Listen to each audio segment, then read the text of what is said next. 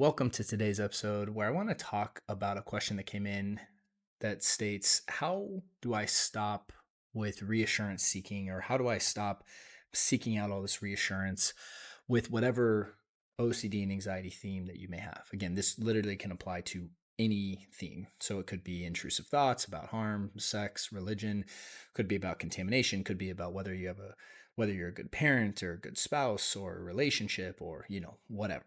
And the basic idea of reassurance goes something to the effect of, I have this feeling, right, in these intrusive thoughts about, that create some kind of doubt. So what if fill in the blank? What if I go to hell? What if my spouse leaves me? What if I'm not really in love? What if I turn into some, sexual deviant? What if I hurt someone accidentally? What if I accidentally ran someone over with the car? And this doubt kind of begins to fester in the middle of your body. And as it festers and grows and grows and grows, we try to do something to quell the feeling itself. Now, the number one mistake that most people with OCD and anxiety make is they assume that the content of the thought that was going on is the cause of the feeling. And because the thought happens and you notice the feeling, so they work at it from a very linear Newtonian cause and effect paradigm. And they go, okay, well, because I had this thought about what if I ran someone over the car, if I call and get reassurance about this thing over here, right? If I hurt someone or not, or if I Google real quick, or if I call the police department to see if anything had happened and I feel better, then that thought caused the feeling, I did this, and then I resolved the issue. But what is often unaware to the individual suffering is that just completes the circuit, which then reinforces the fear, which then the fear projects onto new thoughts. So we have to understand about the nature of thought is that thought happens secondarily to emotion, right? Thought exists within a container of an emotion. So think of an emotion like a lens or a field that you're in, and your mind is attempting to justify the presence of the emotion. This is why, when you feel angry, all of a sudden you'll see all these reasons why you're angry. Now, this is this phenomenon called projection. We project our fears onto these thoughts. So if the thoughts were really the cause of the fear, then other people that would have the same thought would have the same fear, right? Or if I always talk about, if doorknobs caused fear, anyone that touched a doorknob would feel afraid. So the cause and effect Newtonian paradigm is not an effective strategy for OCD and anxiety. I don't need to tell you that, though. You know that, right? You can do compulsions left, right, center, 24 hours a day, and it's never going to get you anywhere but worse. So when we understand that and embrace that, then we have to start working at this differently. And so when you stop saying when you start asking hey, how do I stop getting reassurance? How do I stop seeking reassurance? How do I stop Googling this and asking this question again and again and again and again? You have to really start asking yourselves, okay, well, what do I really want to accomplish? Do I really just want reassurance? It's well, the reason you want it is because it creates a temporary shift in what you're feeling. And then you start to really confront the reality here. And this is one of the things about OCD and anxiety is we have to get out of the projection of fear, out of the thing that our mind is saying, the content of the thought. And we have to start confronting reality, which is, I don't like how I feel. I don't like this feeling. I don't know what to do with it. I can't stand it. I'm not supposed to have it. Whatever language is there, whatever belief you bring to the feeling, I should say. And then because we know it's a feeling issue, then we start to go, okay, well, what does reassurance really give me? Well, it gives me an alleviation of this suffering, this alleviation of this pain. And so when you want to stop stopping reassurance seeking is merely a byproduct, right? It's kind of like if you stopped getting reassurance, you would just replace it with something else. Because the reason you're seeking reassurance in the first place is because there's so much emotional pressure in your system. from the constant fighting and suppression and repression and avoidance and emotional numbing and spiritual bypassing and distraction of being on your phone and working and staying busy so you can avoid your feelings.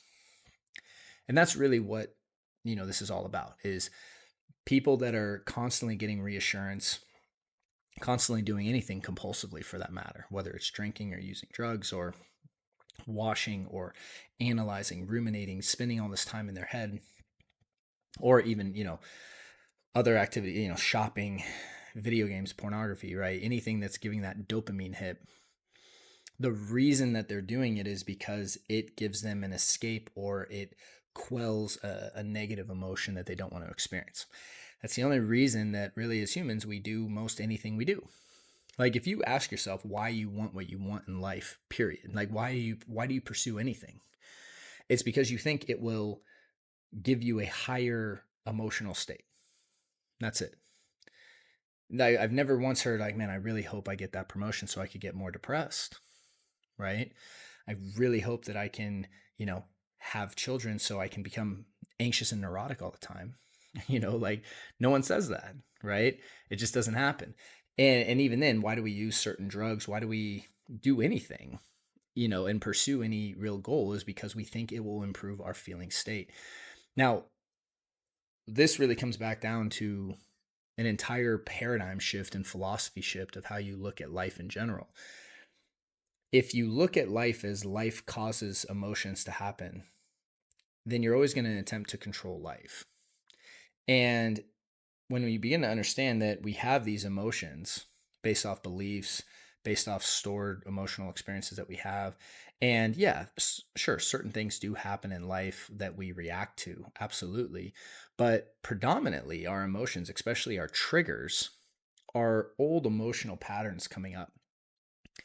And, when you think about it, like I said, it's like the reason something's a trigger is because it doesn't create the same emotional reaction for almost anybody else. So when someone says, oh, well, when this pastor said this sentence, I got really anxious and no one else in the church did. And then so I went and did a bunch of reassurance and I sought out reassurance and then I felt better. That's a personal experience that you're having. It's not a cause and effect experience. So how do you actually go about stopping reassurance? You don't just stop getting reassurance, because then what happens is you're forced to confront all of the emotional pressure. What you have to begin to learn to do is, how do I actually address this inner pressure, this inner disturbances that are going on, specifically emotionally? How do I actually confront my emotions to release all that stored energy, to really let the emotion metabolize through the system?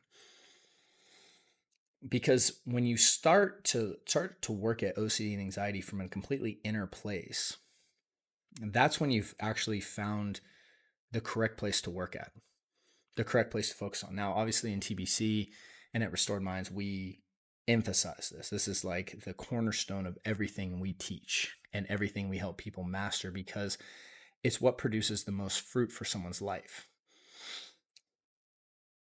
When you just stop a behavior, but you never learn to confront the emotion that was driving the need to do the behavior in the begin with, and really what to do with that properly, all that happens is you stop a behavior and you white knuckle it, and all of a sudden that emotional pressure, and then you end up projecting onto something else, or you just change to a different behavior.